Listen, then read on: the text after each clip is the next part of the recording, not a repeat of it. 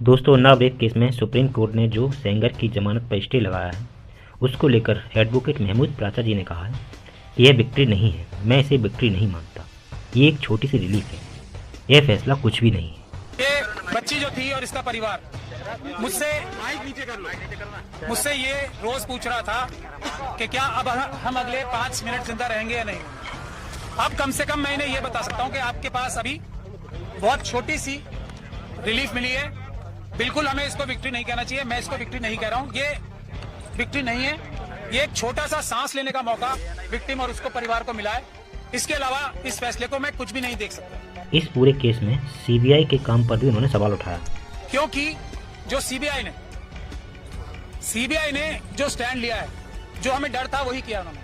बहुत limited point पे stand लिया है उन्होंने, और जो हमारे सबसे मजबूत ग्राउंड थे उनको रेज ही नहीं किया, जो जजमेंट में भी मौजूद है। और अगर सीबीआई के पास तो हमारी रिटर्न सबमिशन भी मौजूद थी ना, जो हमने हाईकोर्ट में फाइल की थी ना, उन्होंने हमसे कंसल्ट किया ताकि हम उनकी पिटीशन बेहतर बनाने की कोशिश करते, ना उन्होंने हमें पार्टी बनाया और कोशिश ये की कि हमें लास्ट मोमेंट तक उनकी जो एसएलपी फाइल है वो भी ना मिले।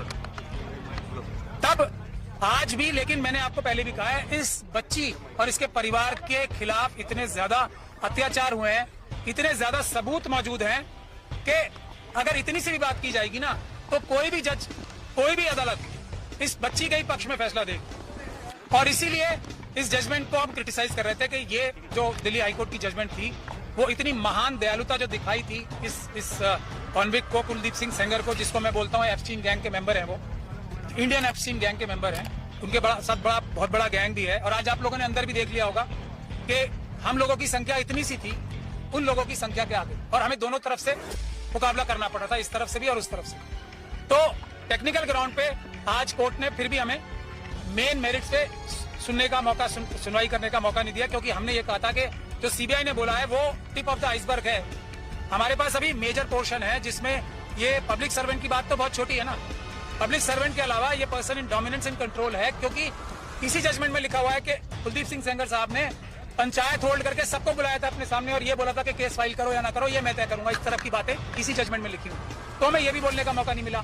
हमें ये भी बोलने का मौका नहीं मिला कि जो दूसरा मेजर इशू है जिस वजह से ये सस्पेंशन दी गई थी, तो वो इसलिए दी गई थी कि सिर्फ 7 साल की मिनिमम सजा है। अब जब मिनिमम सजा इतनी है तो इसको छोड़ देना चाहिए। ये ग्राउंड था जो हम चैलेंज करेंगे, भी अभी क्रिटिसाइज भी करेंगे। आपको क्या लगता है, क्या इस बेटी को न्याय मिल पाएगा?